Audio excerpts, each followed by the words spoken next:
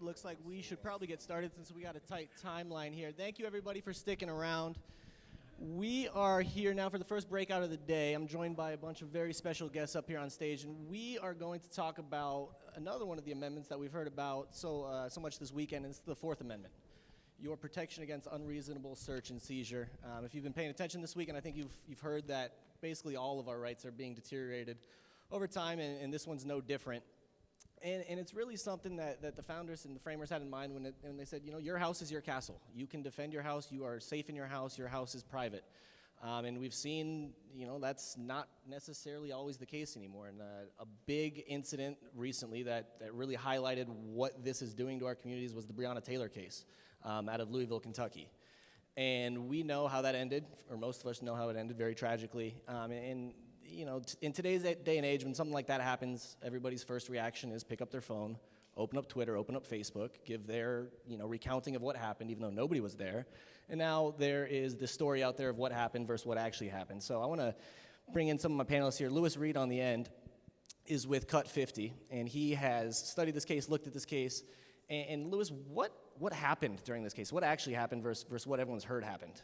Well, thanks, Patrick, and I appreciate being here, and I appreciate your leadership as well.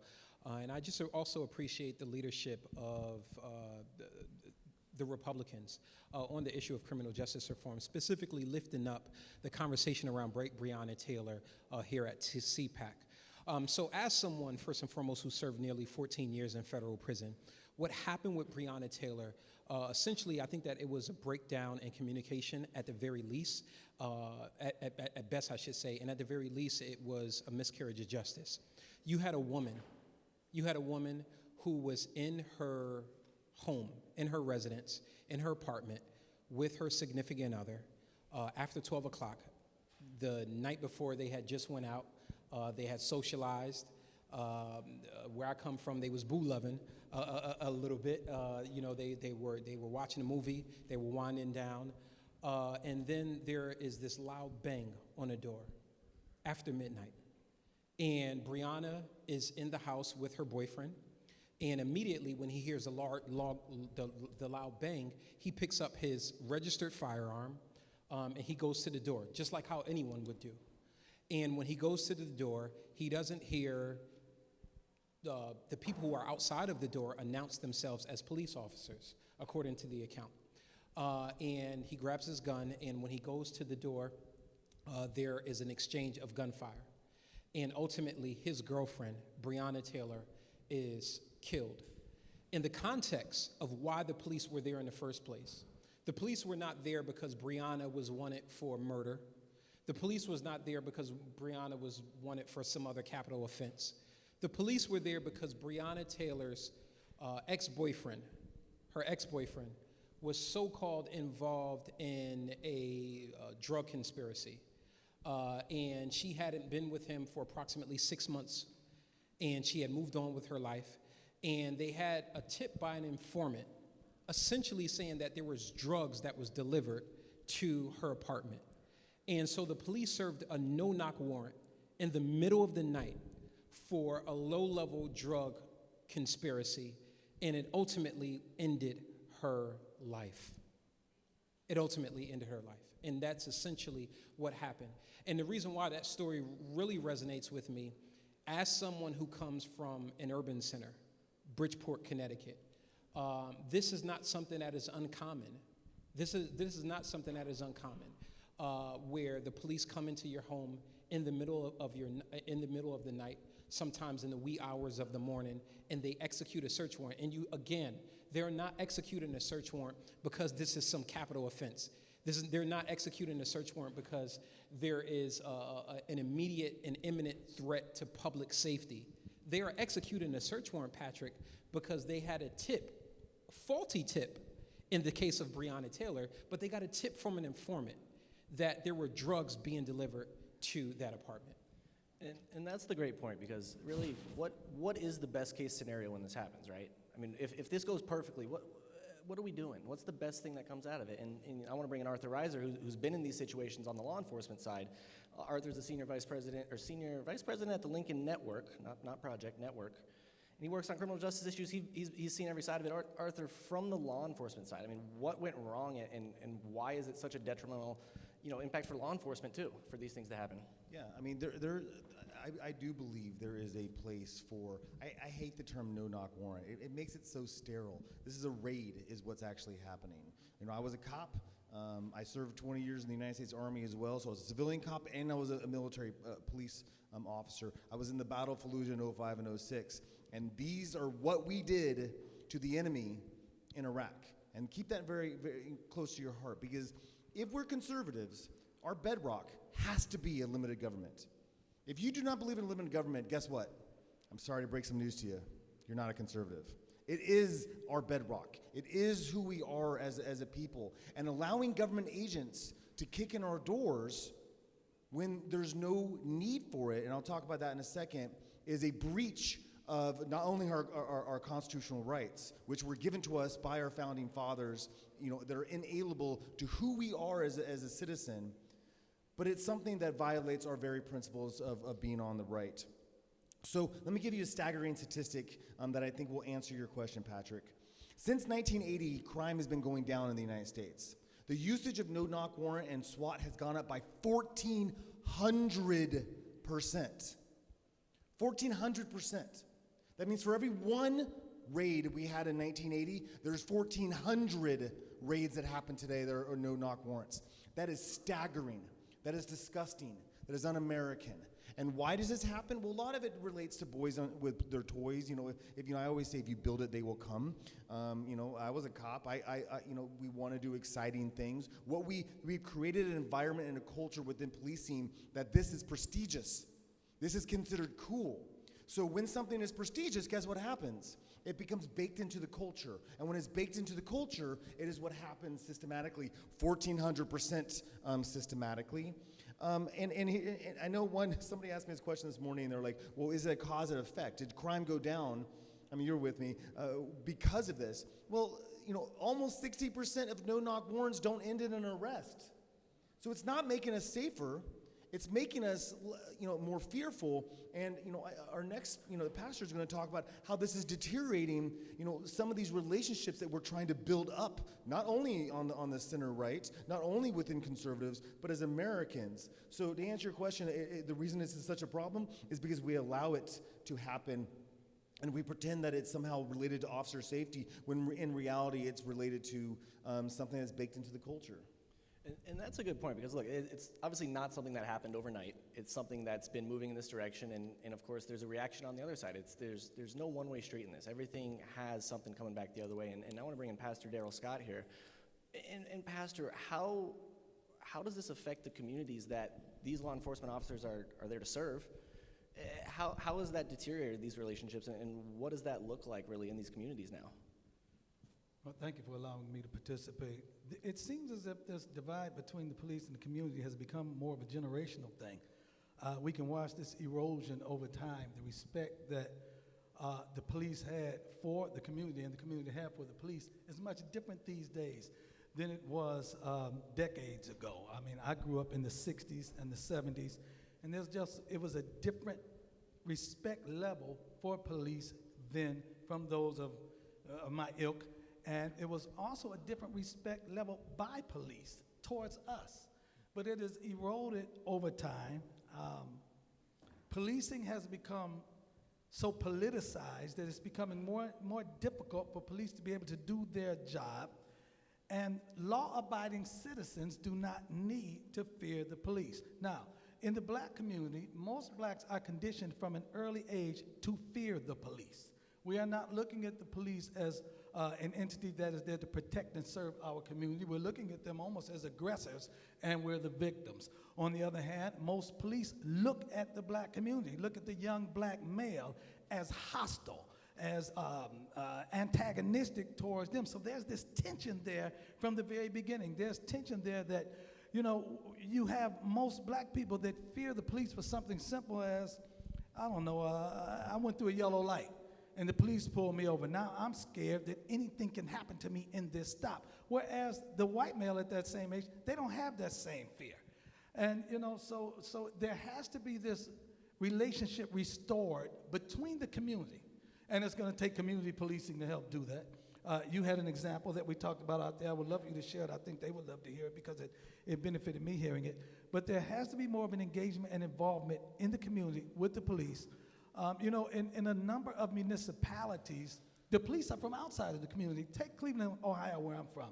East Cleveland is worse than Dodge City. East Cleveland was rated the second most unsafe city in America. It's 100% black.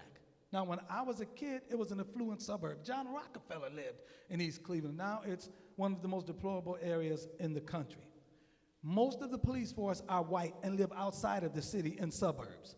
So they're coming in with the attitude of, we have to corral these animals.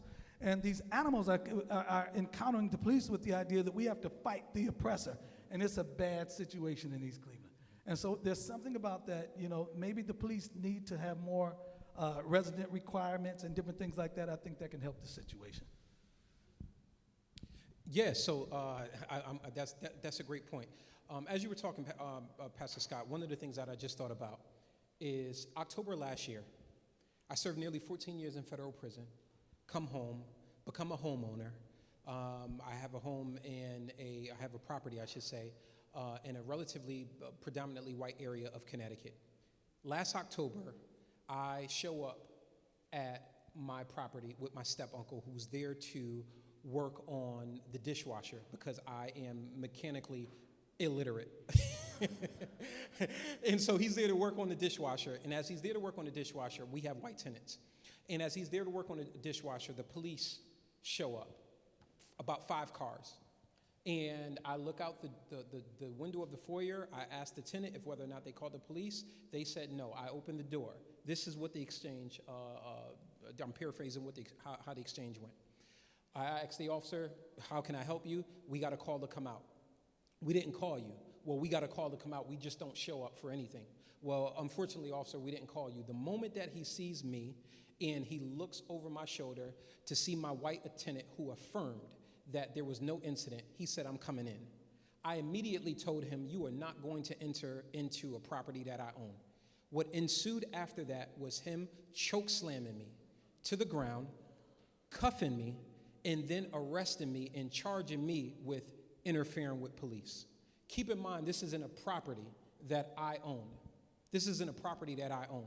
And so I can just imagine what it was like for Breonna Taylor, that 2 o'clock in the morning, while she is probably in her nightwear, in the bed, thinking that she's protected by her boyfriend, who has a registered firearm, and when he hears a knock at the door, a bang at the door, he's trying to not only protect his woman, but he's protecting himself as well, and consequently, it ends in her life not being here and us having this conversation today.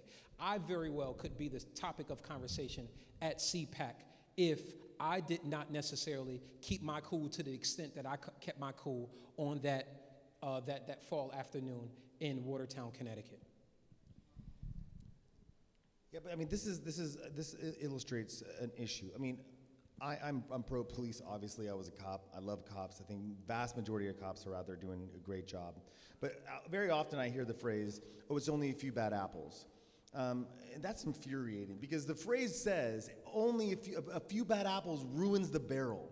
So a few bad apples ruins, it doesn't matter how many shiny apples you put in the barrel. If you have a corrupt culture, you're going to have a corrupt barrel. And this is the thing that we really need to fight against. And listening to your story, it just really reminds me of like this phenomenon that I've seen happen, and it ties into another panel I did with Patrick on the militarization of the police, where we're seeing this very slow mission creep in policing that we should be fighting against. We on the right, this should be our line in the sand.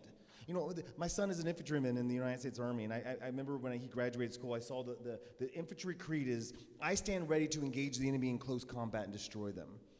The creed of the police is to protect and serve.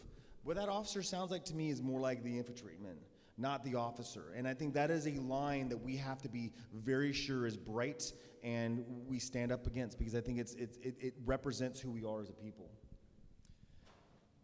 Pastor Scott, you have something to add? Well, let me say this as well. In light of this current social climate of cancel culture,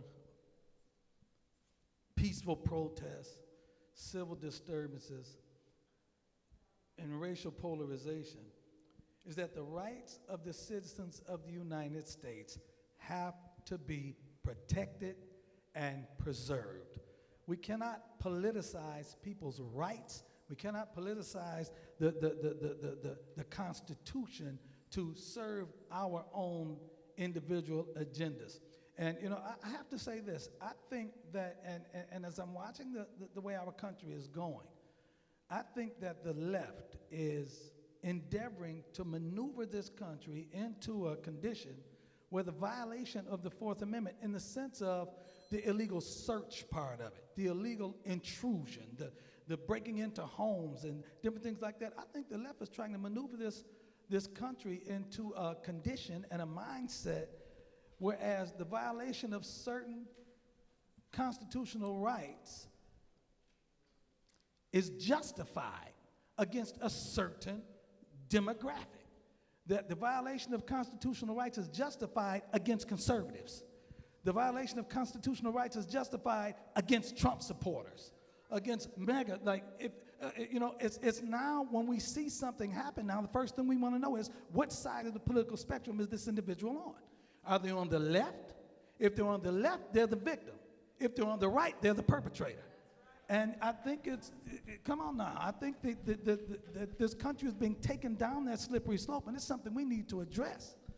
And when we see this cancel culture in agreement with it, we look at what's our friend Gina Carano. She expressed the fact that she felt like conservatives were being treated a certain way, and she got fired.